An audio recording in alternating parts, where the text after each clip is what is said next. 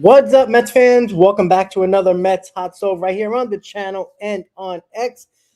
Happy holidays to everybody, all our Mets fans trying to figure out the plan of David Stearns this offseason. Welcome back to the channel. Welcome to the Hot Stove, guys. If you are new to the channel, hit that subscribe button and make sure, guys, you hit that like button. The more likes this stream gets, the more people come, and the more this will be at the top of the list for streams for Mets content creators. All right, guys. So slowly but surely, the New York Mets have completely changed the core of the New York Mets. And when it comes to what the Mets want to do, it's still a question. We see what they've done, but where is the design of their plan? That is what is, I think, confusing to a lot of Mets fans. I think if you ask any Met fan, and I'll ask you guys in the chat, what's the plan for David Stearns? Is it complete rebuild? Is it just changing the core? And he'll put a new core together that involves Lindor and Soto as the lead guys in this organization. I'm not really sure what that plan is. And once again, I asked you guys in the chat, what is his plan? Because it's a very weird way of going about it. Right now, he brought in two guys that are over 30 years old. They're kind of somewhat past their – Simeon's past his prime. Polanco is kind of on the border of leaving that prime. He's an okay player. Simeon's an okay player. And we not only got a little bit older, the main focus of this team, where we know 100% we needed to fill and we needed to get better, that was outfield and starting pitching. And all the Mets have done was trade outfield, trade for an older second baseman for another infielder in Simeon, and sign a utility infielder. So the infield, where we really didn't need much except for a first baseman, we made more of a logjam with Polanco and Marcus Simeon. That is not a plan that makes any sense. With trading Nimmo, you left the hole in center field, you left the hole in left field. With not signing Alonso, you left first base in a big gaping hole. Now, okay, Polanco can be your DH or first baseman. I'd rather lean towards the DH. You got Simeon at second, Beatty at third, Lindor at short. We know right field is Juan Soto. You know Francisco Alvarez with Luis Torrens as your catchers. Who's your center fielder? Who's your left fielder? Who's your first baseman? That is what we're going to talk about today. Not sure of the plan. There is a path still for the New York Mets to put a team together that involves a new core with Lindor and Soto. There's a path. There's free agents. There's trades. There's definitely a path still for David Stearns to actually make this offseason look a little bit better. And that's what we're going to talk about tonight, guys. So the first thing is, obviously, we heard yesterday that McNeil was traded to the Oakland, Sacramento, Las Vegas Athletics. And that completes the teardown of the core, of that era, of the core that we all watched for 8 years, a combined 8 years, with Nimmo, with Alonso, with McNeil. Those were the guys. Obviously, there was other guys there as well, but it was mostly those three guys. And I even linked Diaz to that core because he was here since 2019. he was kind of, one of the longest tenured Mets, along with Alonso, Nimmo, McNeil. And that is something that I didn't think David Stearns had the balls to actually do it in one offseason. Now, it was easy because Alonso was a free agent. Diaz was opting out of his contract. So those two can always been an option. I didn't think David Stearns, I still believe David Stearns messed up the Edwin Diaz negotiations. I think he wanted him back, but he screwed it up. But with the Pete Alonso, it was easy to let him go, right? It wasn't a situation where you had to trade Pete Alonso because his contract was bad or whatever. He was a free agent. So that was an easy, all right, I don't have to sign him. Brandon Nimmo, David Stearns needed to find a suitor. But the hard part of trading Brandon Nimmo and why we all thought that it wasn't going to happen was because nobody thought that Brandon Nimmo would want to accept the trade leaving the New York Mets. And when he said yes, it kind of made that trade easier. So with Alonso being a free agent, with Nimmo accepting a trade, well, the two hardest things that he had to do was not sign Alonso and trade Brandon Nimmo. Jeff McNeil trade was the easy part. All he needed was a suitor to take on most of the money. The Mets are giving up $5 million in that trade. And you get a young 17-year-old Yordan Rodriguez. Okay, nobody really cares. So with the core completely being dismantled, it is time and it's obvious that this is Lindor's team. 100% this is Lindor's team. The Mets tried to make it Lindor's team, but Nimmo was jealous. Alonso was the face of the franchise, but never took that leadership role as much as everybody wanted him to be. He never took on that leadership role. Because before Lindor, it was Nimmo, it was Lindor, it was Nimmo, it was Alonso, it was McNeil. None of those guys took on that role. And then all of a sudden, when Lindor gets here in 2021, or technically 2021, he still had to find his place with the New York Mets. So even in 2021, and you can even count 2022, Pete Alonso and Brandon Nimmo had the opportunity to just be that leader and completely take that and hold on to it and not give it to Lindor and not letting Lindor swoop in and take that away from you. It was so easy for Nimmo and Alonso to be leaders of this team because they had the fan base behind them. Everybody hated Francisco Lindor in 2021, in 2022.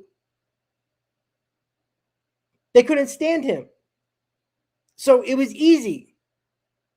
Yet, Brandon Nimmo and Pete Alonso does not actually do what they needed to do. And I think that was a big problem when it came to the culture that David Stearns is talking about. You can't have Brandon Nimmo being jealous of Francisco Lindor possibly being named captain because you've been here longer and you feel like you should be a captain. Well, step up. And the play on the field matters, but leadership inside the clubhouse also matters. And you didn't do that. Or if you did it, you didn't do it well enough. Because for the first 2 years Lindor was here, he clearly took the back seat to Lindor, to Alonso and Nimmo. That's a fact. And they didn't take it. That's on them. So when Lindor started to get comfortable and when he started to play better, he started to take that role himself. And in 2023, you could see that it started to shift a little bit. With Lindor being more of a leader, outspoken a little bit more through the media. And when 2024 happened, and he put this team on his back, the Mets went on the longest run in the history of this core. Alonso didn't do it. Nimmo didn't do it. McNeil didn't do it. But when Lindor finally became the leader of this team and put this team on his back with MVP caliber numbers in 2024, they went to Game 6 of the NLCS. Pete Alonso never sniffed a postseason without Francisco Lindor. Brandon Nimmo did not have a postseason appearance until Francisco Lindor. Same thing goes for Jeff McNeil. So for everybody that wants to blame Lindor for everything, he's the one during this core years of these players. The only time they made the playoffs was when Francisco Lindor was on this team. And again, it's not all Pete Alonso's fault or Nimmo's or Lindor's or McNeil's, right? There was a lot of other factors to this. Pitching, guys around them in the lineup. But just think, who is in the lineup for the New York Mets in 2024 that was so different than the other years? Right? Wasn't much. Wasn't much different in the lineup. It never had nobody around. But yet, in 2024, when Alonso had his down season, when Nimmo was cold for 3 months, Lindor and Vientos was carrying his team.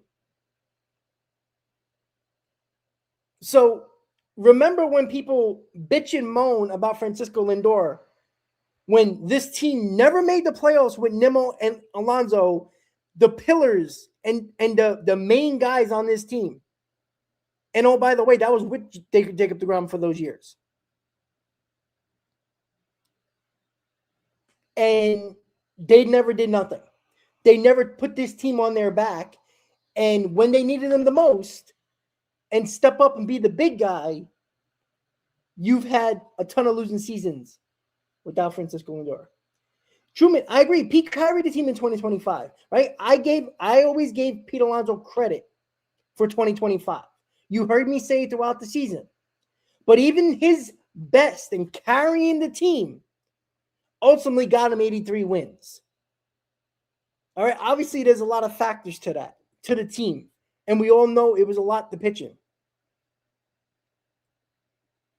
But even that still did nothing for the Mets. How many times did we have Alonso have great seasons, numbers-wise, and the Mets win 83 games, 85 games, miss the playoffs? But when Lindor has a great season, the Mets go on a deep run in the postseason. Remember, in 2022, this was Alonso's team and Nimmo's team. For anybody that says that it wasn't their team, you're lying, because that's all you guys bitched about. That's all you guys bitched about. They choked down the stretch in September. They choked. Now, it's very hard to blame individual players, but everybody seems to like to blame everybody else but Alonso and Nimmo when it was their team. Lindor wasn't great either. But that was his second year, basically, with the Mets. Pete Alonso has been here 3-4 years now. Nimmo has been here 4 or 5 years now. It just doesn't make sense why they couldn't do anything. Why is it always somebody else that always had to step up? Pete Alonso cowered in the corner when Lindor called the meeting. Where was Pete Alonso calling his meeting? Brandon Nimmo, same thing. Lindor had to get those guys to have a meeting together and put the team together and have that meeting. Like, I just don't understand that. And you know what? And Truman, yeah, Lindor choked with Soto 100%. But you know what? Pete Alonso was still on his team. Brandon Nimmo was still on his team. Right? And listen, this whole team, look, it's hard to blame the players, the position players, last year, this year in 2025. We all knew it was the pitching. The starting pitching was terrible.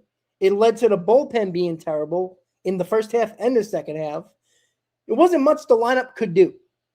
The Mets scored enough runs where they should have been a playoff team. Their pitching was so bad that they were giving up over 5.5 runs per game. It's very hard to win that way. I don't care who your offense is.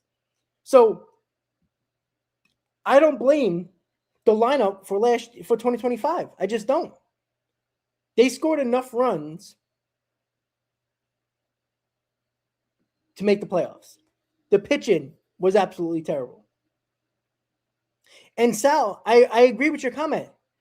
How many times all year Juan Soto was pitched around and still put up pretty damn good numbers to get to Pete Alonso? Pete Alonso made him pay a lot of times. But there's a reason for that. There is people around the league that still, a lot of them, that still don't respect Pete Alonso. And I've said that many years ago, that Met fans overhype Pete Alonso while the league doesn't respect Pete Alonso. They just don't. We saw it with the lack of offers last year. And again, the lack of offers this year. He got a desperate team in the Baltimore Orioles, and he got his contract. That's fine. But that should tell you everything you need to know. And I'm not saying Pete Alonso's not going to help Baltimore win. We'll see. Because you know what? He's the big sign-in now. He is the big honcho on the Baltimore Orioles now. Let's see him being the big pay guy. And you know how everybody talks about the $765 million man in Soto, or the $30 million man in Francisco Lindor in New York when they don't play well? Watch how fast they talk about Pete Alonso's salary when he goes 0 for 15 and not carrying his team. Because he's going to be in the same predicament he was with the New York Mets. Because he was the big boy. Nobody's going to complain about the pitching. Nobody's going to complain about the lineup around him. They're going to blame him because he's the big payday guy now. So Alonso got what he wanted, which was his long-term deal. Well, now you got to suffer those consequences when you don't perform. Now you know how Lindor feels. Now you know how Soto feels. Pete Alonso never had to deal with that. Right? Pete Alonso was beloved. So it didn't matter. Pete Alonso could do no wrong with Met fans. Now, he doesn't have a beloved fan base that loves him, that is going to be behind him.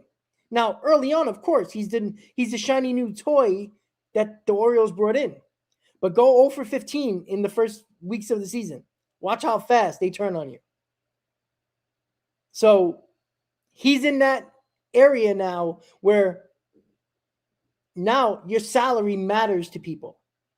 Like Lindor had to deal with and Juan Soto had to deal with. Pete Alonso didn't. Even Brandon Nimmo didn't. Even with his big contract, these guys were homegrown guys. These guys are beloved. They can never do no wrong. Now he's in the shoes of what Lindor and Soto had to deal with. And now we'll see how he does. We'll see. All right, let's see.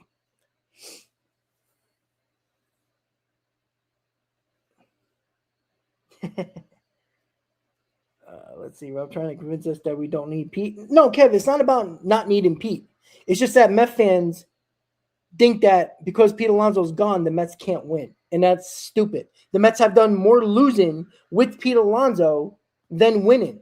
So let's not act like, you know how they say we can lose without you. We can lose without you. We can lose with you. We can lose without you. And Mike, I'm not telling you, I don't want Polanco playing first base. I don't. I want him to DH. I want him to, DH the majority of the time and give guys days off, play second, play third at times. That's fine. I think the Mets should get Okamoto. I said that for a while. They don't look like to be in on Okamoto. And that sucks. And I don't agree with David Stern saying that Polanco could be the first baseman or the majority of time playing first base. I think that's stupid. But we saw the running on the wall last year. David Stern did not want Pete Alonso back. So for anybody who was shocked that Pete Alonso was not even offered a contract to the Mets, you're just not paying attention. You were too blinded by Pete Alonso that you didn't see the writing on the wall with David Stearns and Pete Alonso. And Mike, I agree with you. They should sign Bellinger and Okamoto. That was filled 2 holes, and now your lineup is coming together. Because Polanco is a solid player, especially offensively. I still believe Semien with Soto and Lindor, he's going to be in the middle of them somewhere, is going to get better pitches to hit. They're going to pitch to Semien. They're going to pitch to Polanco. They're going to try to pitch around Juan Soto. They're going to try to, for the most part, pitch around Lindor. They want to get to Semien. They want to get to Polanco. Good. You want to put Lindor and Soto on base? Good. Let Semien and Polanco drive them in. Because I think Semien is going to be better putting them between Lindor and Soto. I think Polanco will be fine. It's just a matter of, can Alvarez take a step forward? Can Beatty take another step forward?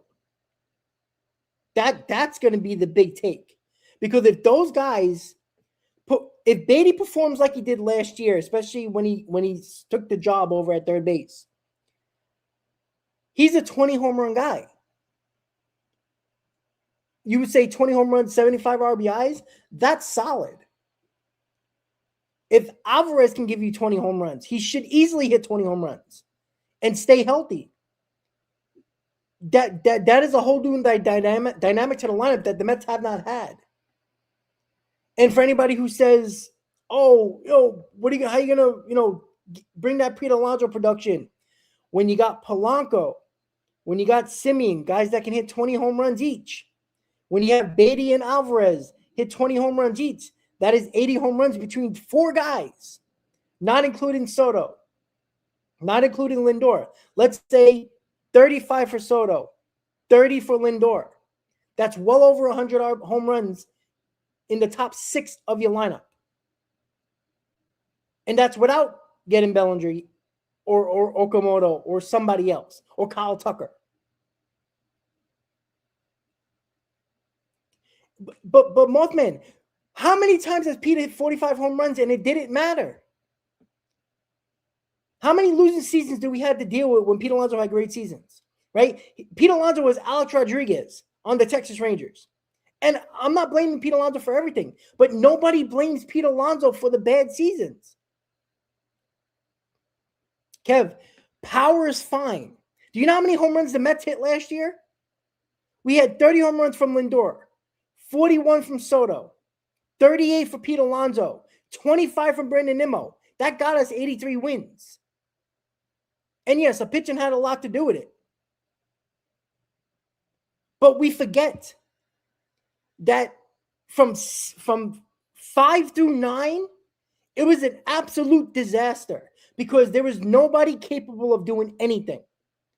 If you can get a couple of 20 home run guys with Lindor and Soto leading the way with around, let's say, 65, 70 home runs between the both of them. Let's say 65. Because let's not act like Nimmo was hitting 35 home runs here. He finally hit 25 home runs. When the other years he was hitting 20, 22. So Lindor and Soto can easily make that number up with Nimmo and Alonso. The problem is, how are you going to extend your lineup? With Polanco, 20 home run guy. With Semien, 18, 20 home run guy. Beatty and Alvarez, 20 home runs apiece. That is 80 RBIs from 4 other players that you wouldn't have gotten anywhere else in the lineup. So that's 1 through 6. You're well over 150, 160 home runs. We're around 150 home runs. So let's say 7, 8, and 9. Let's just go with what we have right now. All right. Let's say Vientos is at first base. We're not even talking about Vientos. I'll go small with Mark Vientos. 18 home runs. He's capable of doing that. We all saw it. Carson Bench. I'll put 15 home runs. And in left field, let's say they get a stopgap. Let's say if they get Harrison Bader or somebody of that nature. Let's say they get Luis Robert Jr. and Carson Benja's in left field. That's what? 15 to 20 home runs? So that's another 30 home runs in left field and center field. Center field, we're lucky to get 10 home runs from what we got from previous center fielders. So let's say another 30 home runs from center field and left field. So you're already talking about over 200 home runs in your lineup. RW, I agree. I don't want Vientos at first base, but I'm giving you what's in this roster right now that we're going by. Not what we can get.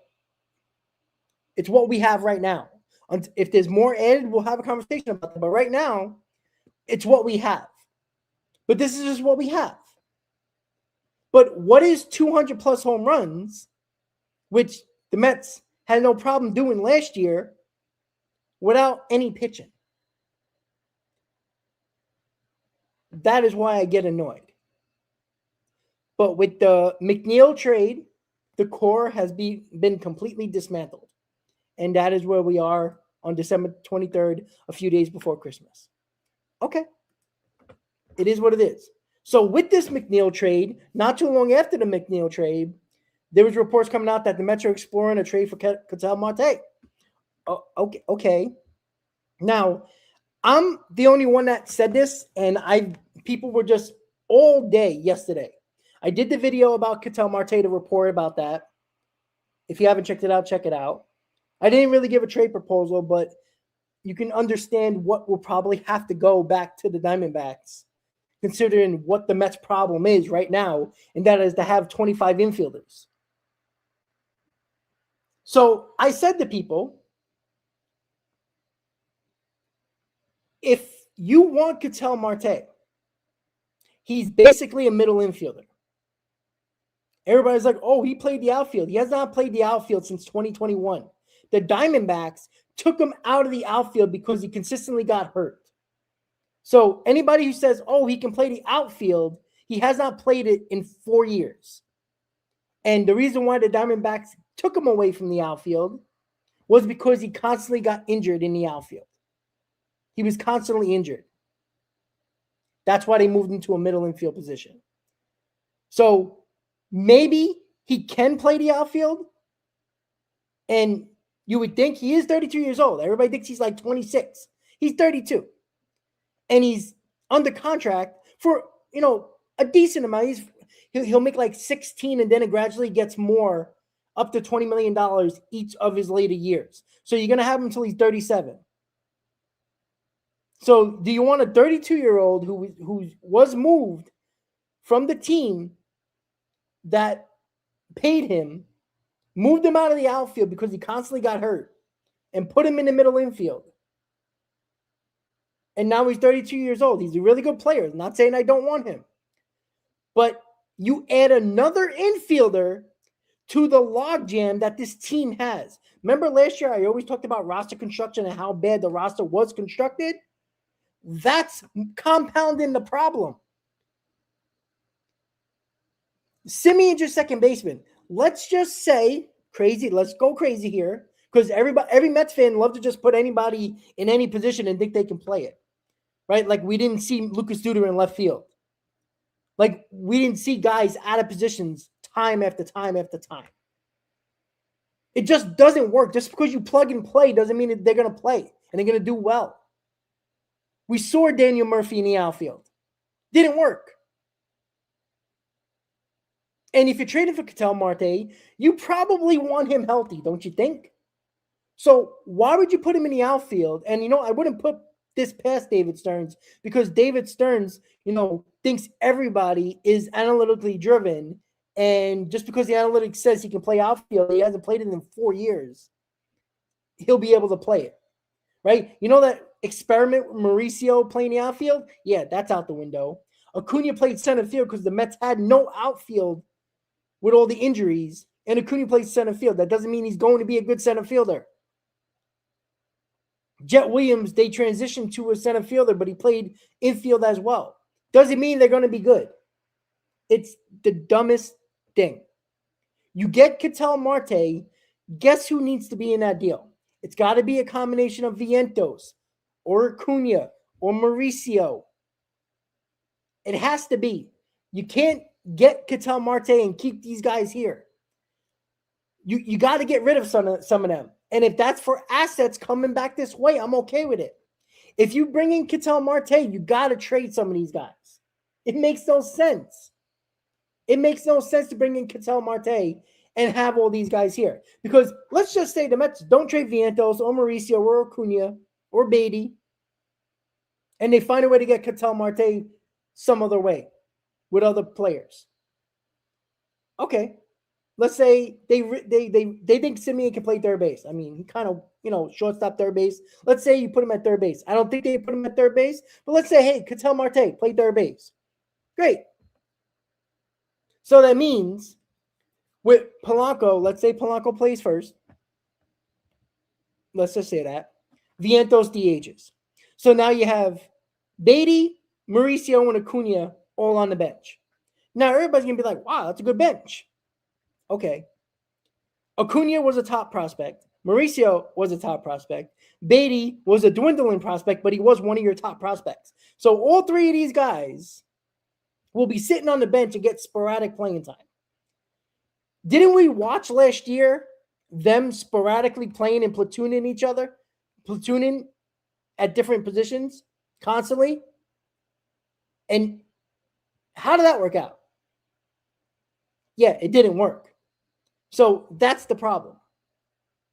You can't have a logjam of infielders and think that it's going to be okay.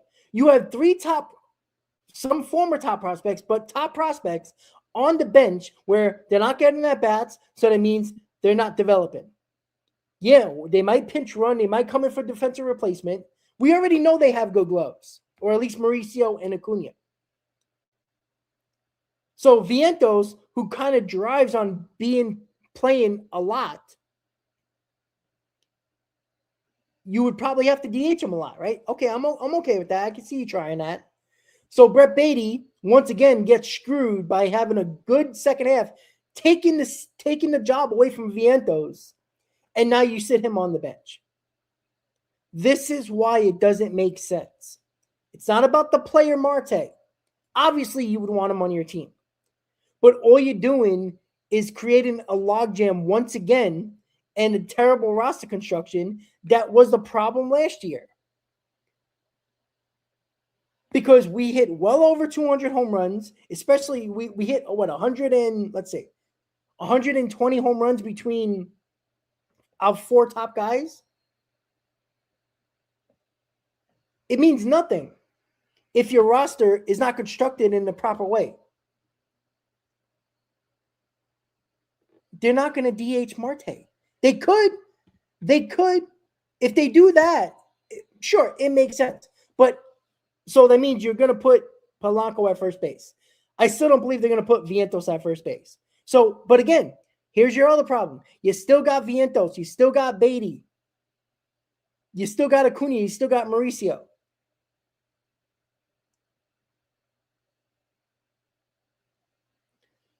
Well, I saw that as well. IR FX. Yes, and let me just see if I can click the comment because it wasn't working and it should. Let's see. All right, there we go. All right, cool. Yeah, I know they want pitching. Who doesn't want pitching? Everybody's asking for prospect, young pitching. But you got to be smart about it. What do the Mets need? The Mets need starting pitching, top starting pitching. So again, is Ketel Marte more important than getting starting pitching in here when you have Bellinger and Tucker free agents, when that only costs money? I'd rather trade the prospects for top starting pitching. Why is that? All right, Robert, I'll tell you. I'll tell you guys. Starting pitching costs a hell of a lot of money. A lot. You're talking about top pitchers getting 7 to 10 years. It's safer to spend on position players long-term deals because more often than not, the position players have a more longevity and having that long-term contract work out more than starting pitching. So you trade prospects for starting pitching. That's why.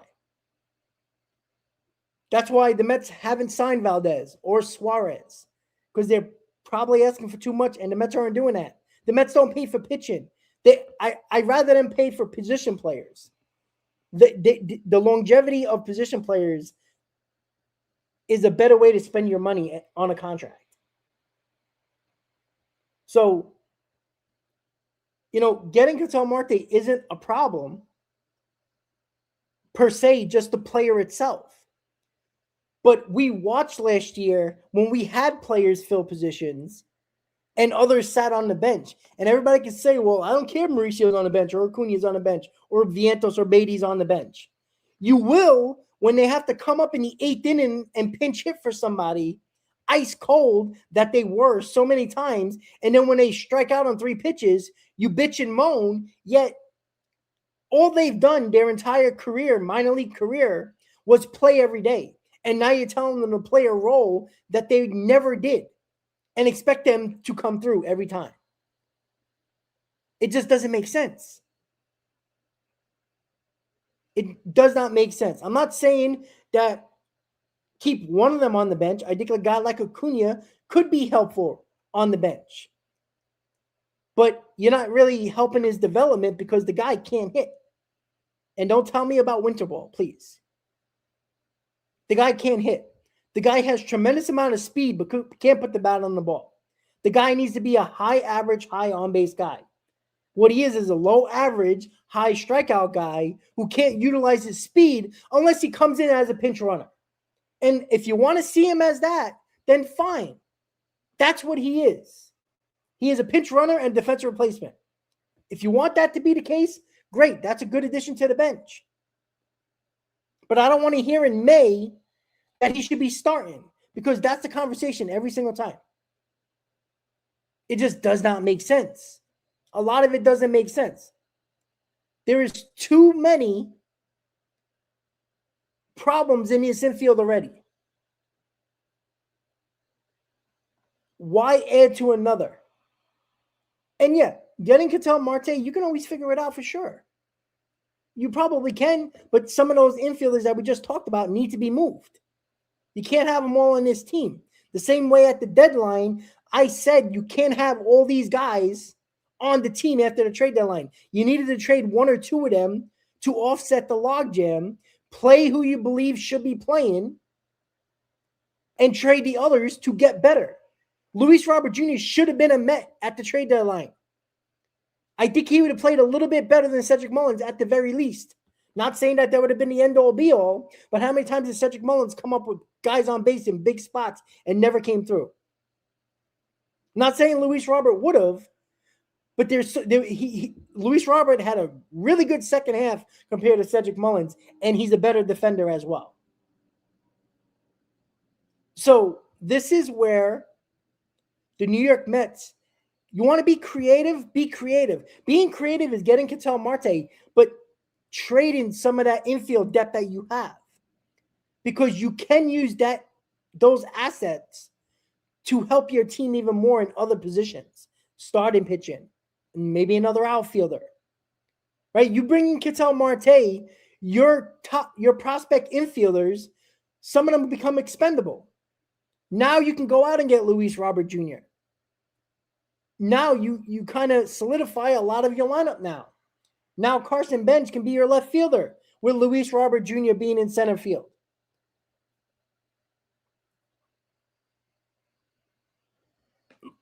It is me. Like that is an interesting aspect. And when you look at, and I want to look at Luis Robert Jr.'s numbers really quick before we move on to the next topic. And I think people are posting it in the chat, but I just want to go over it really quickly, right? Because, Mets center fielders have been so good that we wouldn't want Luis Robert Jr. Like, people says, oh, Luis Robert Jr. is terrible. He'd be the best center fielder the Mets had in a couple of years. He batted .223, 14 home runs, and 60-some RBIs? Let's see. 53 RBIs. He played 110 games. And we knew that he kind of said he had an injury and he missed a lot of time. Look, I think Luis Robert Jr., I'm not saying he's going to be the player that we thought he was, 4 or 5 years ago when he was just, even in 2023, it wasn't even that long ago, 38 home runs, 80 RBIs. Like, I'm not saying he can be that guy. Right? I'm not saying he's going to be that guy. But if he hit 12, how many home runs did he hit last year? 14 home runs in 110 games. So let's say he plays another 40 games. That's 150 games. So he's probably going to hit about 20 home runs. The 20 home runs that we've never seen in center field. That adds to it. Yes, I'd take Buxton over Robert too, but I don't think the Mets are going to take on that contract when he's also injured. He's constantly injured. And I don't think you should trade for Buxton unless Joe Ryan's in that deal. Then we have a better conversation. Trading for Buxton alone does not make sense. It just doesn't. The Twins are not going to give him up for nothing just to take on the salary because they would have done that already. And Buxton also has to waive his no-trade clause. The only way to make that deal if Joe Ryan's in that deal. Yeah, Vientos hit 70 home runs in 121 games. Understandable. But we're talking about outfield here. The lack of production we were getting from the outfield was embarrassing, especially center field. And Luis Robert Jr. is a great center fielder, really good center fielder. And I'm not telling you he's going to be the all-star of 2023. I'm not saying 38 home runs. I'm saying if he can hit 20 to 25 home runs in a lineup that is a lot better than the Chicago White Sox and a team that was constantly losing 100 games, I think Luis Robert Jr. needs a change of scenery. I'm not saying he's going to be the all-star of 2023. I think he's going to be better.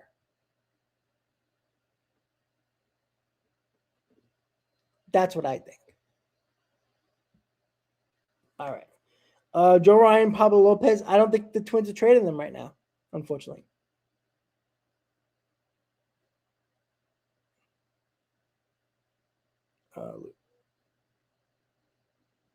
Yeah, but mainly, again, Tyrone Taylor, we know what Tyrone Taylor is. We know he's a great defender, but he's not good with the bat. And I'm not saying Luis Robert Jr. has been good, but there's still potential there. We know what Tyrone Taylor is. Tyrone Taylor played a lot of center field last year. His bat was terrible. You can't throw Tyrone Taylor out there and tell me, okay, go ahead, go get him. You just can't do that. Luis Robert Jr. has more potential than Tyrone Taylor offensively. That's just a fact. All right, let's see. Henry, listen, bench in center field. Yeah, I can put center field to left field. Yeah, I understand that. But you still got to fill another outfielder a hole.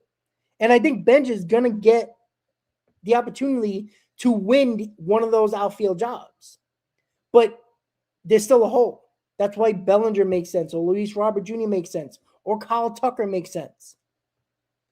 But when it comes to Bellinger and Tucker, Stearns is gun shy with those guys because of the years. I think Benj can get an opportunity, and I'm okay with that.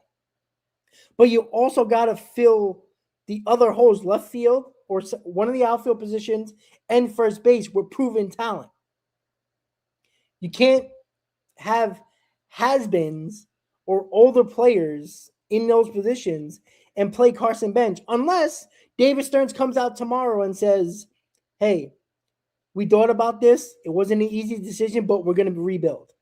If he says that, then you know what? Jet Williams, come up, play center field. Bench, play left field. Ryan Clifford, play first base. Why not? If you're going to rebuild, be transparent and tell us. But you're not talking to the Diamondbacks about Ketel Marte and tell me you're rebuilding. The guy's 32 years old. What are you rebuilding? His wheelchair? No. It's just silly. It really is. It really doesn't make no sense what the Mets are doing.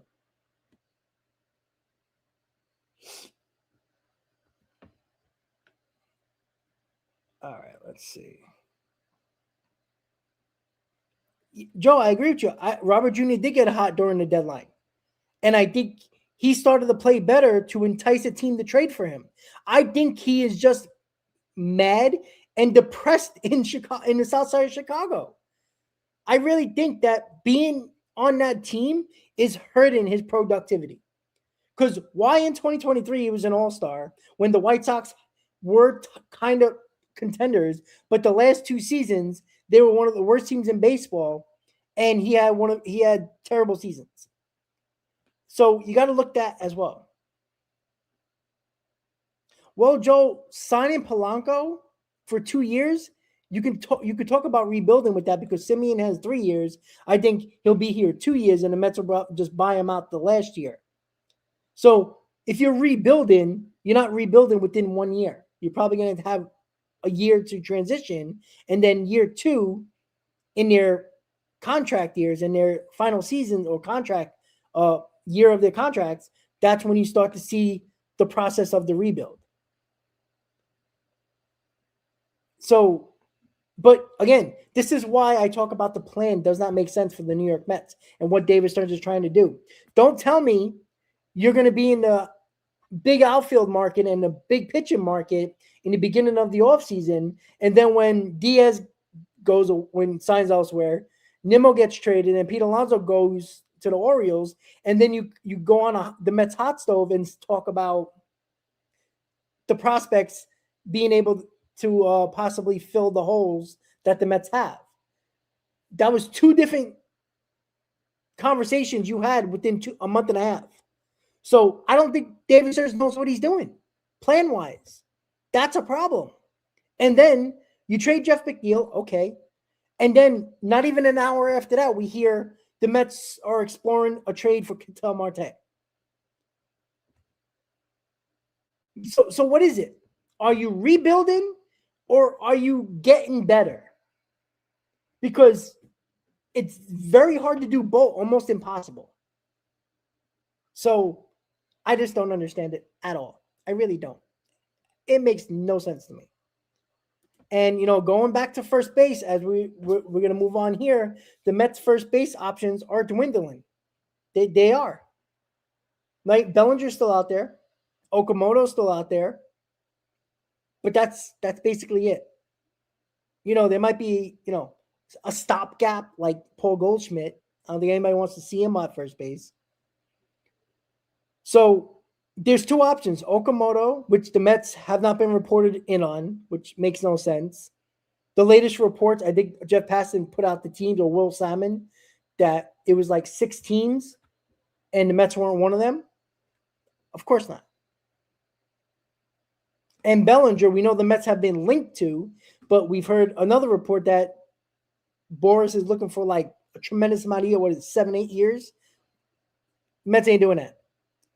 So, I mean, the Mets are running out of time to find a first baseman here, if they're really serious about finding a first baseman. And again, nobody really knows what David Stearns is trying to do here.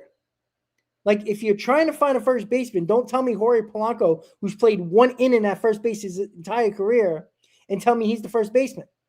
Don't talk about run prevention and put him at first base. That makes no sense. So, and yeah, the Pirates signed O'Hearn.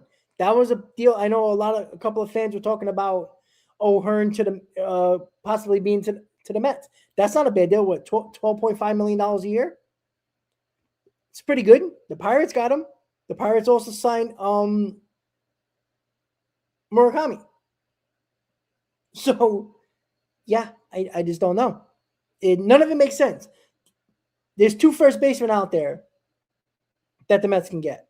They're really not in on Okamoto, and Bellinger kind of is just fading away because nobody knows what's going on with that situation, except that he's looking for 7, 8 years, which I don't think anybody's giving him. It's just hard to feel like the plan is working because it makes no sense. It really doesn't. So with these first basemen that are left, yeah, a trade for Yandy Diaz, we haven't really heard much about that at all. We know the Rays wouldn't mind to trade him, but they need to get something, they need to feel like they can trade him and get what they want back. So is Yandy Diaz worth it prospect-wise? Because the Rays are going to try to, bend you over a barrel. So Yandy Diaz is not going to be easy to get from the Rays. Think of that before you say his name. That's not going to be easy. What you're looking for is, Cody Bellinger only costs money. Okamoto only costs money. But David Stearns don't like to spend money or trade prospects. So it's hard to get better when you sign a bunch of 2-3 year deals and don't trade prospects and don't spend a ton of money on a player in years. Because again, when you sign players to a 2 or 3 year deal, those players aren't the top players on the market. Because guys that take 2 or 3 year deals either were injured the year before or haven't been good in a few years or wasn't good the year before. And that's what David Stearns is doing right now. Luke Weaver, terrible second half last year. Devin Williams, terrible last year. Jorge Polanco, solid, but nothing to go crazy about. Marcus Semien, past his prime, not a really good offensive player at this point right now, still a good defender. All those guys take short-term deals. Devin Williams 2 years ago was one of the top closers in baseball. If he performed like that last year, he would have got 4 or 5 years easily. So it just doesn't make sense. So when you sign guys to 2 to 3 year deals, these aren't guys at the top of the market. These are guys that had bad seasons the year before or have been often injured, or are guys that are not considered top talent. And that is what David Stearns is doing right now. And it just pisses me off because there's no real plan. There's no transparency of what he's trying to do. He said one thing in the beginning of the offseason, and then when the winter meetings were over, he said something totally different to contradict what he said in the beginning of the offseason. So, one, I don't believe him. Every word out of his mouth is a lie. And as I said last year, David Stearns is a propaganda machine. He always tries to save face every single time. Go back to the trade deadline last year, as I talked about. No other GM or president of the baseball operations on any other team went on their network station, television, on SNY a half hour after the deadline was over to speak. Nobody else did that. A few hours later, yes, GMs and president of baseball operations of other teams did go on a few hours later. But a half hour after the deadline, you had to speak to SNY, to your fan base. Why? Because you didn't get no starting pitching. You didn't get a center fielder. The two things this team really needed. And yes, nobody really was mad about the bullpen additions. But there was more to be done because what you did in the offseason that year was not fix your starting rotation, didn't bring in a real good center fielder, and you always need bullpen help at the deadline. So you left more holes open for the trade deadline to come around, and Dick, you're going to get all that. And once again, you didn't trade to get starting pitching or a center fielder. So that is where we are right now with David Stearns, because he couldn't wait to get on SNY a half hour after the deadline and speak his propaganda. He knew fans were very excited about the pitching prospects. So what did he do after the deadline? 30 minutes after? Oh, talk about the pitching prospect, because he knew that would hype up the fan base. He knew it. And he knew he was going to say that. And everybody got excited. And ultimately, it meant not a damn thing. Oops. So when David Stern speaks, stop listening because it's a waste of time. He spills nonsense. He never says anything important. And he lies. It's the perfect propaganda display on how to do it. How to talk a lot, say nothing, but at the same time knows exactly little things to say to get a fan base hyped up, just like he did after the deadline last year. It's a joke. It's an absolute joke. And if you trust him, go right ahead. And I've always said this, I don't trust him, but when he actually does something that is shocking, which is trade top prospects for a big-time blockbuster trade or sign a big-time player to a long-term deal, I give him credit because it's something that he has not done yet. And until he does that, I don't believe he will, including the first base market in Bellinger and Okamoto. It's unfortunate, but facts are facts. And he hasn't done either. And that's the frustrating part. All right, so when it comes to starting pitching, right? That was the talk of the offseason in the beginning, right? Starting pitching. The Mets got to get top line starting pitching. We've heard nothing. We heard very early on about Framber Valdez, which everybody was shocked about. Why would the Mets be on Framber Valdez? He's probably going to get a long-term deal. The Mets were linked to him basically when the offseason started. And then nothing. Dylan Cease goes to the Blue Jays. Okay, you didn't think the Mets were going to get Dylan Cease. We heard about Terry Skubal. We haven't heard nothing about Ranger Suarez to the Mets. You heard about Joe Ryan earlier in the offseason. That kind of went away. Then you heard Freddie Peralta. That kind of went away. Then you heard Freddie Peralta and Trevor McGill. That kind of went away. So when it comes to pitching, we've heard nothing probably for 2 weeks with the Mets and starting pitching. When this Mets team desperately needs a top starter along with Nolan McLean. You can't lie to me and say that Nolan McLean is your ace and the rest of your rotation is fine. Because I that's a joke. That is an absolute joke. And that is where this needs to change. Fuck the lineup. The lineup will be fine. You're going to find enough runs. If you score 4.5 to 5.5 runs per game, you should have a chance to win. But you can't win when you give up 5.5 to 6 runs per game. Remember that when everybody keeps on complaining about the lineup, yet your pitching is giving up 5-6 runs per game. You can win games scoring 4.5 to 5.5 runs per game. You can't win when you're giving up near 6 runs per game. It's very hard to do. So starting pitching, as I said, beginning of the offseason,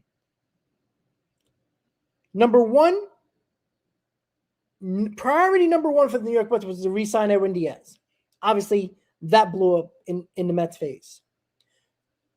Number 2, or 1A, was get a top-line starter. Possibly 2. But let's say 1. That hasn't happened yet. And number 3, as top priority, I put a lot together. I put Pete Alonso part of that. I put, getting a center fielder.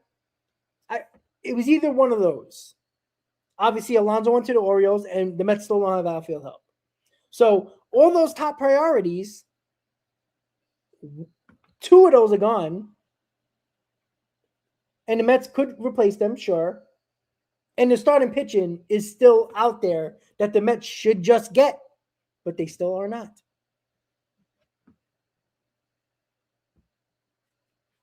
So it sucks, guys. It really does. Starting pitching was the theme of the beginning of the offseason for the New York Mets. Valdez, Joe Ryan, Terry Skubal, Peralta, even a little about Edwin Cabrera in Miami and Sandy Alcantara. Crickets from like the end of November until now. What is going on? The Mets need to get a top-line starter in here. if you're going to be serious about this season, then you got to do it. And we've done nothing except get a utility player in Polanco, an aging second baseman in Marcus Semien, a bad season of Devin Williams that you signed, and a bad second half from Luke Weaver.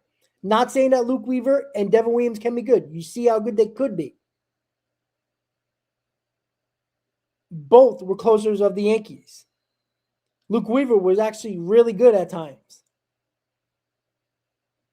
Devin Williams was the top closer, one of the top closers in baseball 2 years ago. But they weren't good last year. So why do I have confidence that they will be now? Now, they have great stuff. They could be good. But until I see it, there's no confidence in that. You allowed the Braves to get Robert Suarez for not a terrible contract. And the Braves have been getting better, if everybody hasn't noticed. And they're going to be healthy. You know, we all knew about all their injuries. Their rotation's going to be healthy. Their lineup's going to be healthy. They're revamping their bullpen. Guess what? The Braves are better than the New York Mets again. Just like that. And the Mets are standing there twiggling their thumbs, doing absolutely nothing of significance to help this team for the 2026 season. There's still free agents out there. There's still guys on the trade market. There's still a path for the New York Mets to have a good offseason. And we can talk about them being contenders in 2026. But until that happens, they're in rebuild mode. And that is frustrating considering the fact that coming into this offseason, I think all Met fans felt like the Mets were going to make some big moves here on the free agent market and the trade market. I don't think anybody saw the offseason of what is right now happening, which is completely dismantling the core. Even though I thought they were going to break up the core a little bit, but they completely dismantled the core that's been here for the last 8 years. And not doing nothing of significance, acquiring players via the free agent market or the trade market as of December 23rd. We're less than 2 months. We're less than 2 months away. No, we're actually 2 months away until spring training, a game at spring training. Like pitches and catches is a month and a half away. Like it's crazy to think. Yet there is still a path for the New York Mets to obtain starting pitching and to get some bats in here and to fill some holes. Will they do it? David Stearns hasn't done it yet. And we got another month and a half until pitchers and catchers. So hopefully he does something that at least makes sense of the plan. Because if you don't sign Outfield, if you don't bring in starting pitching, and you're talking about all these prospects, the Mets are in rebuild mode. And it sucks for fans because this wasn't supposed to be the case, but it could be our reality in 2026. So with that said, guys, thank you for tuning in to Mets Hot Stove right here on the channel and on X. If you're new to the channel, welcome to the channel, guys. Hit that subscribe button and hit that like button as well. I will be doing probably a show tomorrow or probably not. I'm going to probably do a show on Christmas Day, sometime in the middle of the day, probably like a 12 o'clock day, 12 o'clock show of Mets Talk Live. We'll talk about anything that might happen or did happen. But thank you for tuning in to Mets Hot Stove here, guys. Anything breaking, I'll go live, just break those news, and we'll talk about that. But with that said, guys, thank you for tuning in. Have a great night. If I don't talk to you or see you in the chat for the holidays, happy holidays. Let's go Mets, guys. It's another rough time to be a Mets fan as we are approaching 40 years since the New York Mets last won a World Series title in 1986. Have a good night, guys. Let's go Mets, and I'll see you next time.